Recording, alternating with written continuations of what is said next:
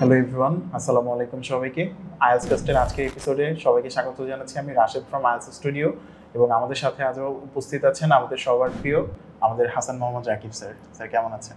আলহামদুলিল্লাহ ভালো, আপনি কেমন আছেন? এই তো আলহামদুলিল্লাহ ভালো আছি স্যার। সো সরাসরি আমরা আমাদের টপিকে চলে যাই। আচ্ছা, বেসিক্যালি আজকে আমাদের টপিকটা হচ্ছে গিয়ে স্যার আইএলস লিসনিং নিয়ে আমরা কথা বলবো। আইএলস লিসনিং নিয়ে আমাদের সব থেকে বেশি যে কোয়েশ্চেনটা আমরা সমস্ত স্টুডেন্টদের থেকে পাই সেটা হচ্ছে যে আইএলস লিসনিং এ কোনোভাবে আমরা মনোযোগ ধরে রাখতে পারছি না। প্রথম 5 মিনিট 3 মিনিট মনোযোগ থাকছে, তারপরে একদমই মনোযোগ আর থাকছে না, কোথায় কোন আনসার হচ্ছে কিছুই ধরতে পারছি না। এটা নিয়ে যদি আপনি আপনার এক্সপার্টাইজ একটু অপিনিয়নটা আমাদের সাথে শেয়ার করতেন। Okay, first of all that's an issue obviously. অনেকের জন্যই লিসনিং এ মনোযোগ ধরে রাখাটা টাফ। হ্যাঁ, কিন্তু লিসনিং কি আসলে কোনো কঠিন মডিউল? তুলনামূলকভাবে বাকি তিনটার থেকে সহজ। ওকে, দ্যাটস ট্রু। লিসনিং অন্যান্য মডিউলের চেয়ে সহজ, কিন্তু দুঃখের বিষয় হচ্ছে যে লিসনিংয়ে মানে যেই ধরনের স্কোর হওয়ার কথা বেসিক্যালি ওই রকম স্কোর হচ্ছে না। আশানুরূপ স্কোর হচ্ছে না। অনেকের ক্ষেত্রে আমরা এটা দেখতে পাচ্ছি। ধরেন আমরা একটা স্টুডেন্টের কাছে এক্সপেক্ট করছি সে 7, 7.5 বা 8 পাবে, কিন্তু মূল পরীক্ষায় গিয়ে সে 6.5 পাচ্ছে। সো এর পেছনে কারণটা কি? মানে আপনার কোয়েশ্চেনটা ছিল যে স্যার মনোযোগ ধরে রাখা যাচ্ছে না, মনোযোগ ধরে রাখা যাচ্ছে না। এবার আমি বলছি যে অনেকে কেন খারাপ করছে। এবার এই ক্ষেত্রে আমি যদি মনোযোগ নিয়ে কথা বলার চেষ্টা করি তাহলে আমি বলবো প্রথম কাজ হচ্ছে আপনি কি মনোযোগ ধরে রাখার জন্য কখনো ট্রাই করেছেন, মানে প্র্যাকটিস কি করেছেন কেউ এরকম? এটা কোশ্চেন আমাদের অডিয়েন্সদের কাছে। ঠিক আছে, আমার প্রশ্নটা হচ্ছে যে আপনারা যারা লিসনিং এ মনোযোগ রাখতে পারছেন না, অর্থাৎ 5 মিনিট 7 মিনিট শোনার পর আপনি আপনার কান গরম হয়ে যাচ্ছে এন্ড আপনি আর কনসেন্ট্রেট করতে পারছেন না, তাদের জন্য বলবো তারা কি কখনো চেষ্টা করেছেন আসলে কিভাবে মনোযোগটা রাখা যায়? আমি বলবো বেশিরভাগ স্টুডেন্টই চেষ্টা করে নাই।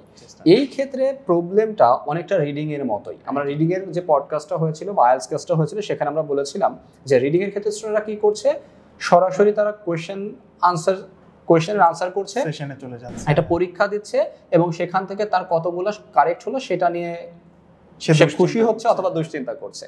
And the same goes with listening as well. Listening এর ক্ষেত্রেও সরাসরি তারা প্র্যাকটিসে চলে যাচ্ছে, একটা টেস্ট দিচ্ছে, টেস্টে কতগুলো আনসার কারেক্ট হলো, তারপরে সে ওটার সাথে মিলিয়ে দেখছে তার এক্সপেকটেশন অ্যান্ড রিয়েলিটির মধ্যে পার্থক্যটা কি। এই ক্ষেত্রে আমি বলবো যে দেখেন, আমি বা আপনি, আমরা যারা নন নেটিভ স্পিকার, তাদের একটা বড় প্রবলেম হচ্ছে তারা তো কখনোই অনেক সময় ধরে একটা না ইংলিশ কনভারসেশন শুনি নাই।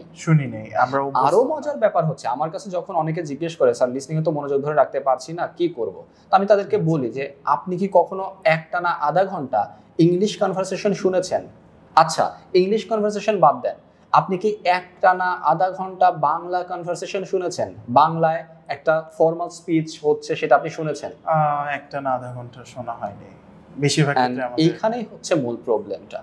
আমি তো একটা টেস্ট দিচ্ছি কিসের উপর?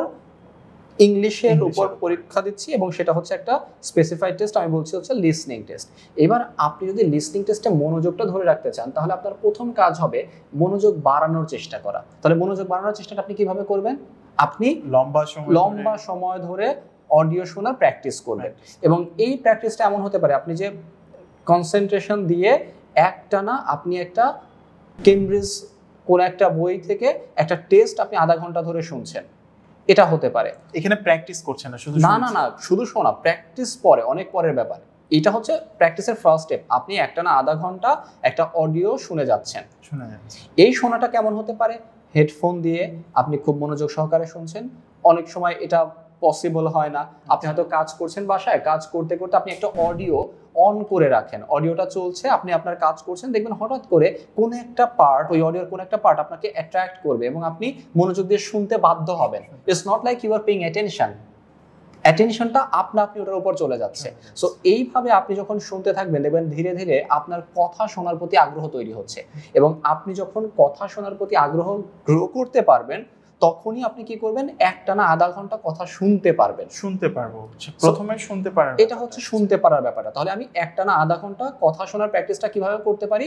আমি যে আইএলস লিসনিং অডিওগুলো আছে সেইগুলা মনোযোগ দিয়ে শুনবো, পাশাপাশি আমি কোনো সময় একটা রুমের মধ্যে অডিওটা অন করে রাখলাম এবং কাজ করছি, শুনছি।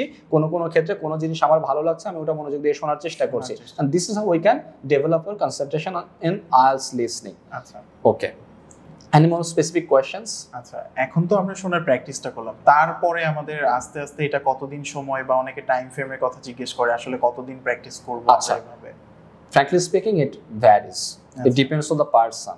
মানে কোনো মানুষের এই স্কিলটা ডেভেলপ করতে হয়তো 7 দিন লাগতে পারে, 7 দিন পরে সে কমফোর্টেবল হয়ে যাচ্ছে একটা আধা ঘন্টার অডিও শোনার ক্ষেত্রে। আবার কারো ক্ষেত্রে এটা একটু বেশি সময় লাগতে পারে।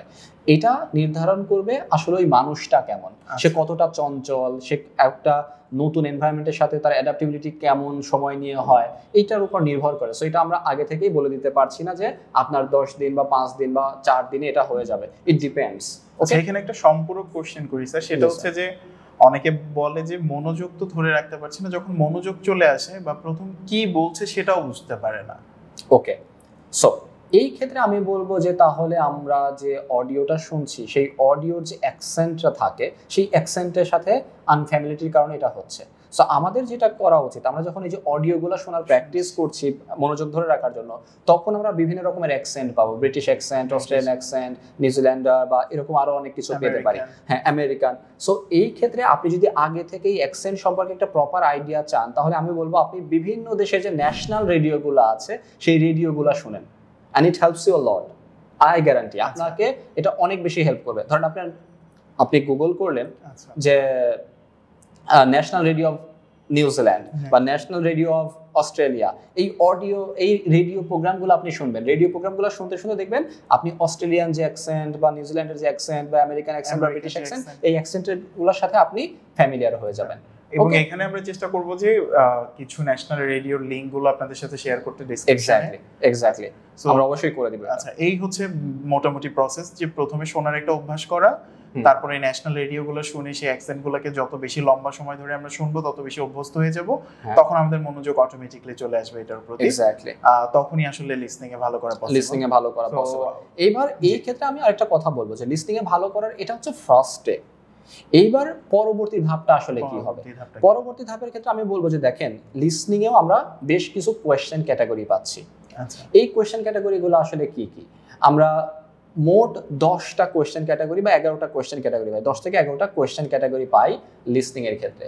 এর মধ্যে মোটা দাগে আমরা যেটা দেখি, গ্যাপ ফিলিং কয়েকটা প্রকৃতির থাকে, কয়েকটা ক্যাটাগরি গ্যাপ ফিলিং হয়।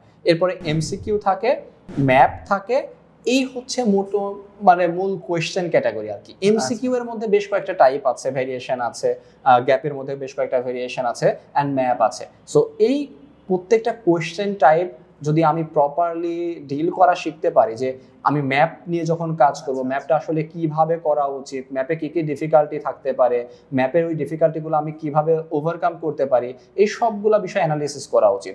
একই সাথে আমি যদি বলি এমসিকিউ এর কথা, এমসিকিউ এর ডিফিকাল্টিগুলো কেমন হয়, সেইগুলো আমি কিভাবে ওভারকাম করতে পারি, স্ট্র্যাটেজিগুলো কি কি হতে পারে, এই বিষয়গুলো নিয়ে ধীরে ধীরে কাজ করতে হবে। এবং এভাবে কাজ করতে থাকলে যে কোনো একটা স্টুডেন্ট ভালো করতে পারবে। তার মানে আমি যেখানে যে স্পেসিফিক্যালি যদি আমি বলি, তাহলে আমি বলবো যে আপনি কোয়েশ্চেন ক্যাটাগরি বেসড কাজ করেন। আমি একটা খুব রিসেন্ট এক্সাম্পল দিই। আমার একটা স্টুডেন্ট আমি পেলাম, উনি অন্য একটা প্রতিষ্ঠানে ছিলেন।